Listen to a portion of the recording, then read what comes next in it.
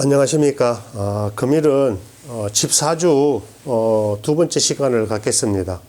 앞전에는 이제 집 사주가 내 집이 어떤 집 사주인가를 확인하셨다가 하면은 오늘은 조금 더 정확하게 현관부터 화장실 주방이 어디에 있냐에 따라서 이 집안이 흥하고 망할 수가 있고 집에 병고가 생기고 안 생길 수가 있습니다. 그래서 간략하게 볼 수 있는 부분이 있으니까 참고해 보시기 바랍니다. 먼저 북쪽과 남쪽, 동쪽, 서쪽입니다. 근데 이제 보통 이제 우리나라 남향을 선호하다 보니까 아파트 기준에서는 북쪽이나 서쪽에서 그 현관이 있는 경우가 엄청 많습니다. 북쪽이나 서쪽에요. 그래서 때로는 가보면은 동쪽에서 현관문이 있는 곳도 있습니다. 좀 여러 가지 이유가 있는데 우선 이제 현관이 어디 있냐는 것은 중요한 것은 지금은 볼 수가 없다고 봐야 됩니다. 아파트 개념이나 여러 가지 다세대라든가 다가구 주택 위주로 보다 보면은 그래서 오늘이 가장 중요한 부분은 이것입니다. 동쪽이나 남쪽 부분이 동쪽과 남쪽 부분이 어떤 게 있냐가 하면 이쪽에가 화장실이 있다. 예, 남쪽 부분이 화장실이다. 이 집은 한마디로 말해서 문제가 있습니다.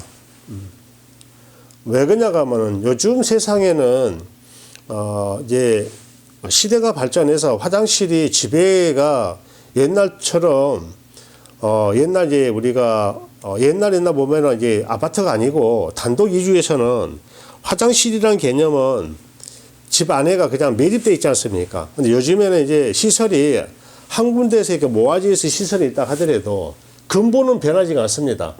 이 화장실이라는 것은 집 안에가 모아지지는 않지만은 이게 사용을 하고 있다는 것 자체로만 놓고 봤을 때는 이게 개념이 똑같습니다. 이게 화장실입니다. 말 그대로. 동쪽과 남쪽에 화장실 있는 것은 어떤 게 있냐고 하면은 이게 양질에 양이 들어야 되는데 예, 음이 차 있는 겁니다. 양의 기운. 예, 남쪽도 양의 기운이 들어와야 됩니다. 양 기운이 들어와야 되는데 양 기운이 없이 음이라는 거죠. 양 기운이 아니고 화장실이 있다고 하면 이게 어떻게 됩니까? 음이 아니라 이게 양이 아니라 음으로 바뀌는 겁니다. 똑같습니다. 이게 음으로 바뀝니다. 그래서 이제 어느 집을 보러 가더라도 화장실이 동쪽이나 남쪽에 있다고 하면 이 집에는 정말로 선인 동영상을 보신 분이라고 하면은 이 집은 피해야 됩니다. 대표적으로. 그러면 어떻게 되냐? 북쪽이나 서쪽에가 당연하게 어떤 방이 있을 수밖에 없는 구조가 되는 겁니다. 요즘에는 이제 웬만한 평수에서는 화장실이 보통 공용 화장실과 안방 화장실이 따로 있지 않습니까? 굉장히 조심해야 할 부분이 있고요. 여기서 조금 더 정확하게 설명해 드리면은 이런 경우가 있습니다. 어떤 경우가 집이 있냐고 하면은 스님 몇 개월 전에 이제 그 경북 도청에 집을 좀 받아서 아파트를 갔는데 이런 경우입니다. 동쪽인데요. 동쪽인데 현관이 동쪽에서 집이 이런 형태가 있습니다.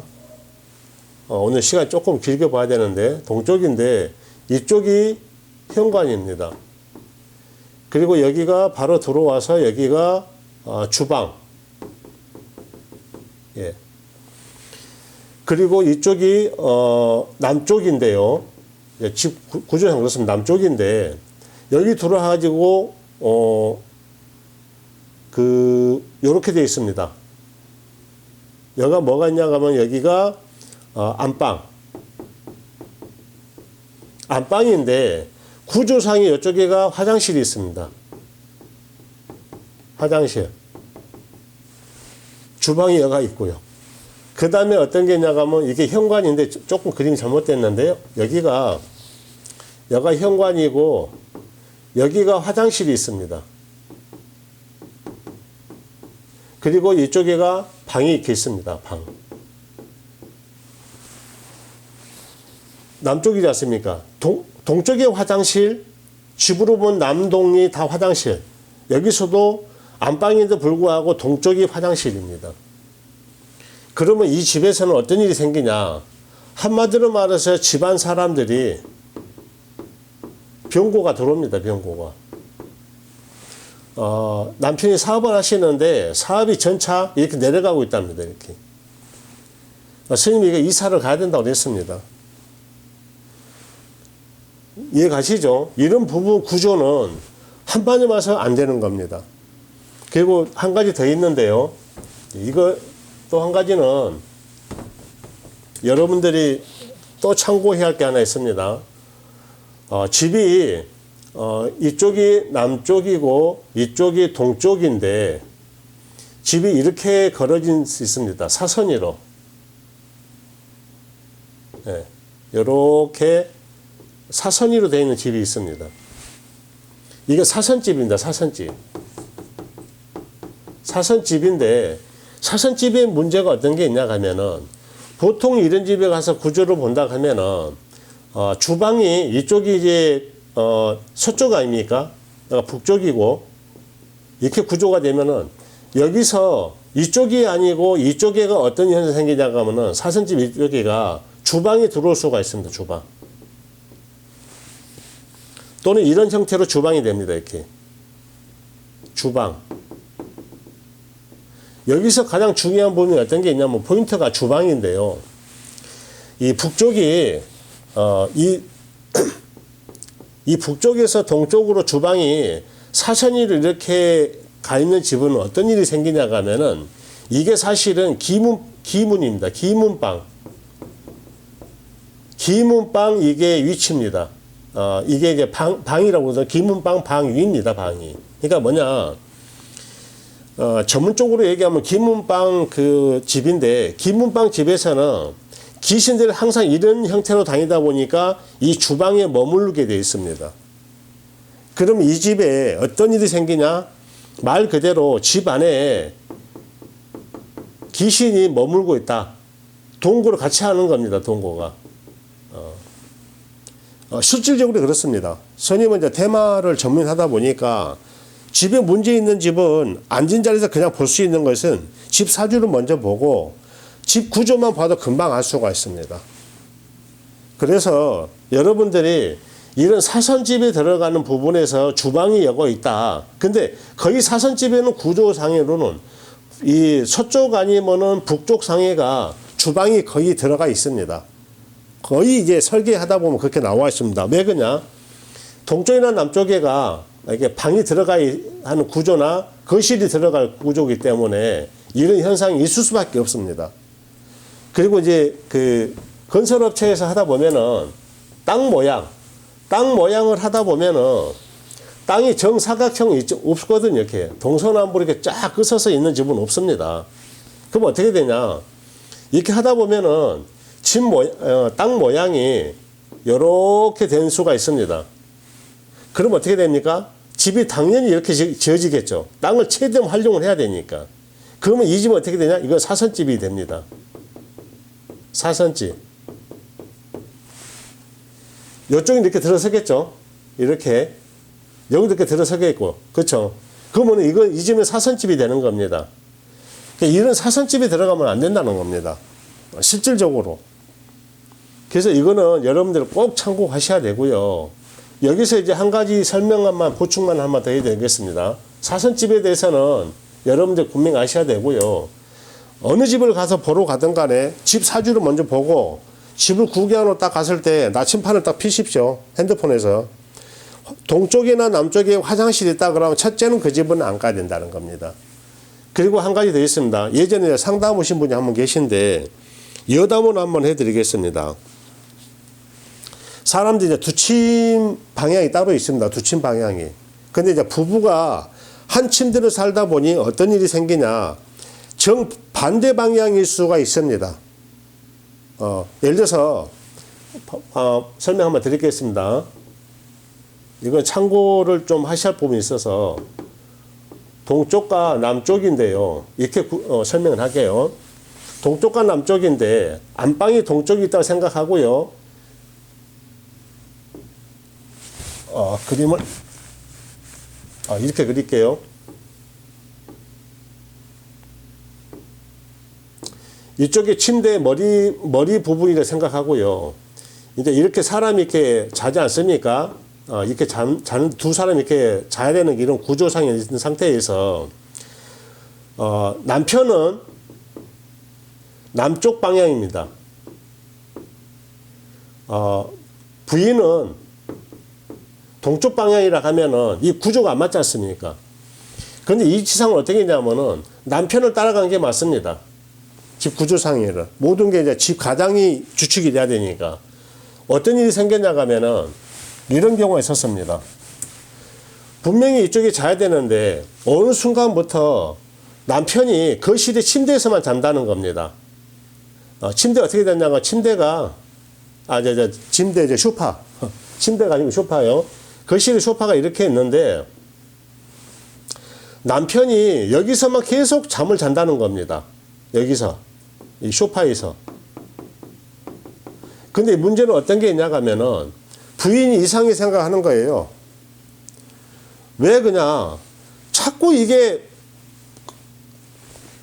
침대도 안 들어오고 소파에서 자니까 의심할 수밖에 없고, 이게 하루 이틀도 아니고, 스님이 집을 구조를 그리라 해서 했던 소리가 뭐냐 하면은 이 소파의 머리